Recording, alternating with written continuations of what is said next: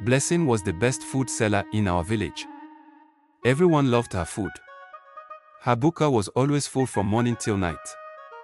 The omla was always soft, the yudu fresh, the goat meat soft and juicy. Even the elders said her food tasted like the ones their mothers made long ago. I had been eating at Blessing's buka for years. I never questioned anything. But that day, everything changed. It was late afternoon, and the buka was almost empty. I came to buy food, but she told me to wait. She was inside, cooking. I sat on the wooden bench outside, waiting. That was when I heard something. A strange sound. A small trickling sound, like water pouring onto the ground. I turned my head slightly and peeped through the small gap between the wooden planks of the store. What I saw made my stomach turn. Blessing was squatting over a small calabash. She was urinating into it. The warm yellow liquid filled the bowl, steaming in the afternoon heat.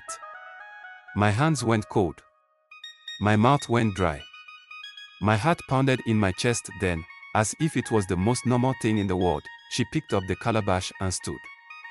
She moved to the big pot on the fire, the one where she made her soup, the one from which everyone in the village ate. Without hesitating, she poured the urine into the pot and stirred. My stomach turned. My whole body felt weak. I wanted to scream, to rush in and stop her, but my feet refused to move. My mind was frozen in shock. My hands trembled as I gripped the bench tightly. I could not believe what I had just seen. Blessing wiped her hands on her wrapper, took a deep breath, and turned towards the front of the buka. I quickly turned away before she saw me. My heart was racing.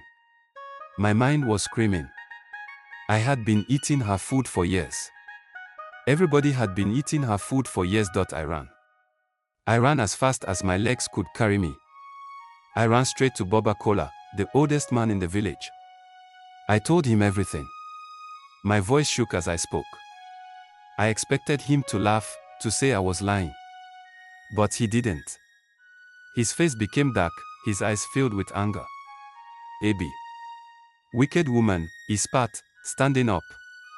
We must call the elders. We must gather the people. This is an abomination. The news spread fast. Within the hour, the whole village gathered in front of Blessing's buka. People shouted. Some cursed. Women held their stomachs, thinking of all the food they had eaten. Blessing came out, looking confused. What is happening? Why is everyone here? Baba Kola stepped forward. Blessing, is it true? Is it true that you have been using your own urine to cook? Her face changed. Fear flashed in her eyes.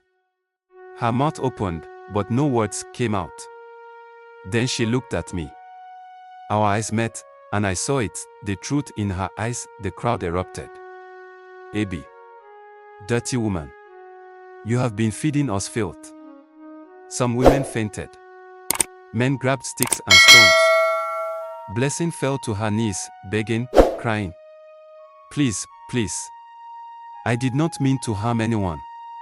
It is just a small secret I learned. It makes the food sweet.